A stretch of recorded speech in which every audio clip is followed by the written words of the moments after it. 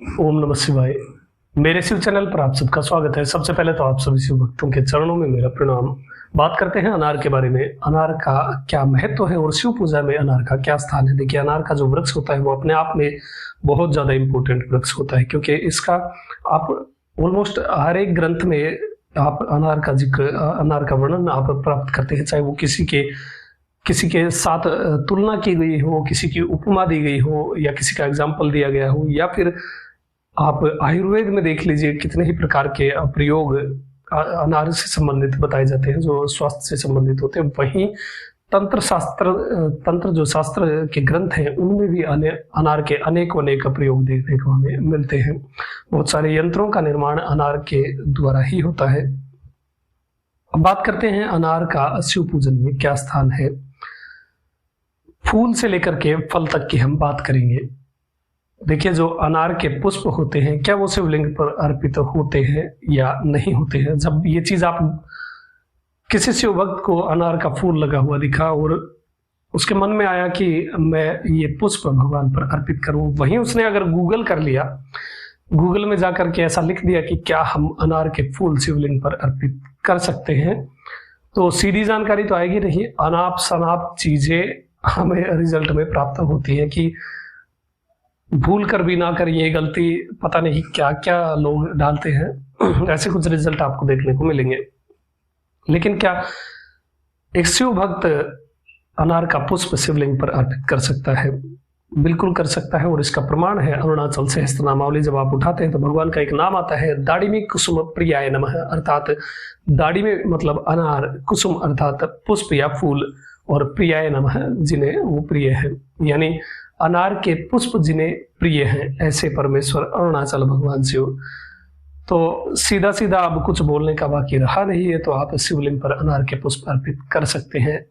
इससे आपके पुण्यों की वृद्धि होती है और शिव कृपा प्राप्त होती है। और जो ये वैशाख और ज्येष्ठ मास का समय होता है, इसमें अनार के फूल खूब खिलते हैं। तो आपने आसपास में जहां पर भी आपको अनार के फूल मिले वहां जाकर के आप पुष्प ले आइए और शिवलिंग पर अर्पित कर सकते हैं। डेली ना मिले तो कोई बात नहीं, आधा नक्षत्र, सोमवार, प्रदोष, चतुर्दशी, अमावस्या, पूर्णिमा, कृतिका नक्षत्र, जब भी आपको कोई एक विशेष समय आप चुन लीजिए, उसमें आप शिवलिंग पर अर्पित कर सकते हैं।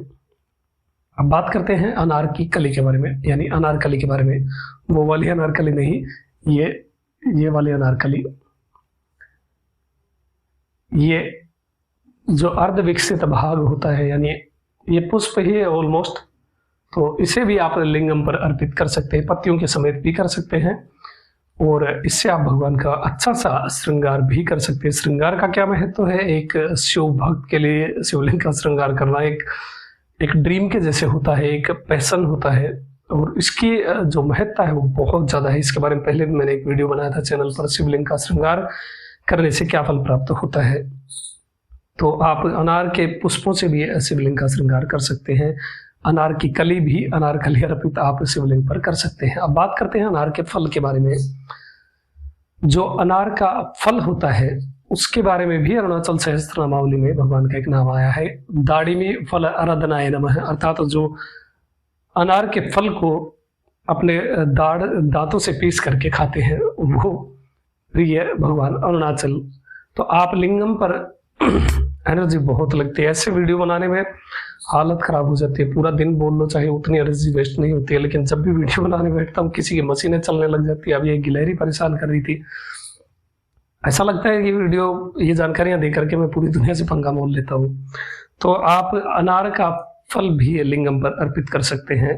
और अनार के फल की महत्ता इतनी है कि ऐसा वर्णित है, यदि आप एक अनार का फल लिंगम पर अर्पित करते हैं तो उस अनार के फल के अंदर जितने बीज होते हैं, केवल एक अनार की बात कर रहा हूं मैं, एक अनार के फल के अंदर जितने बीज होते हैं उससे 8 गुना अधिक 1000 वर्षों तक आपको शिवलोक में निवास मिलता है।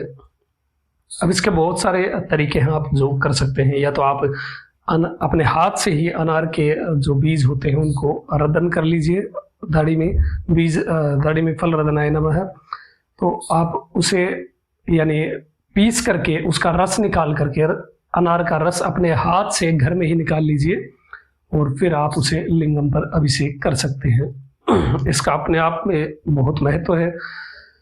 साथ ही आप पूरे अनार को छील करके उसके पूरे बीज निकाल करके वो भी डायरेक्ट लिंगम पर अर्पित कर सकते हैं, या फिर एक तरीका यह है कि आप पूरा का पूरा अनार का फल ही लिंगम पर अर्पित कर दीजिए और फिर उस फल को वापस उठा करके पहले भगवान की पूजा वगैरह कर लीजिए चढ़ा करके, और फिर वो किसी शिव योगी को, शिव भक्त को दान कर सकते हैं, या फिर नंदी जी को आप उसके बीज निकाल करके खिला सकते हैं।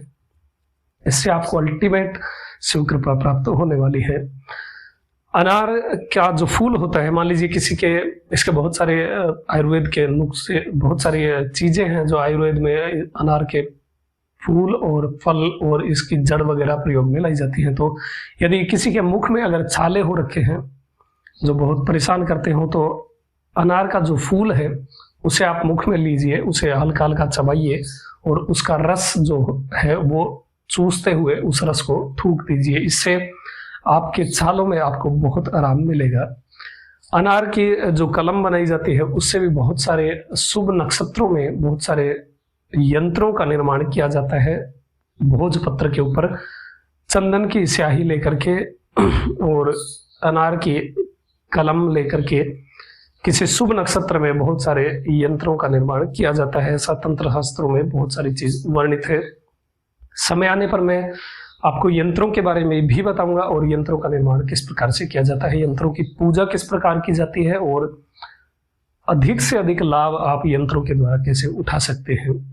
तो आप इस वैशाख मास का एंड चल रहा है और ज्येष्ठ मास प्रारंभ होने वाला है, तो इसमें आप अनार के पुष्पों से शिवलिंग की पूजा अवश्य ही करें। यदि आपके आसपास मिल जाते हैं तो बहुत ही अच्छी बात है। फूल नहीं मिलते तो फिर आप डायरेक्ट फल लाकर भी अर्पित कर सकते हैं। डेली ना कर सके तो किसी विशेष नक्षत्र या विशेष समय में भी आप कर सकते हैं। अभी तक के लिए इतना ही। आपका दिन शुभ हो, महादेव कृपा करे। ओम नमः शिवाय।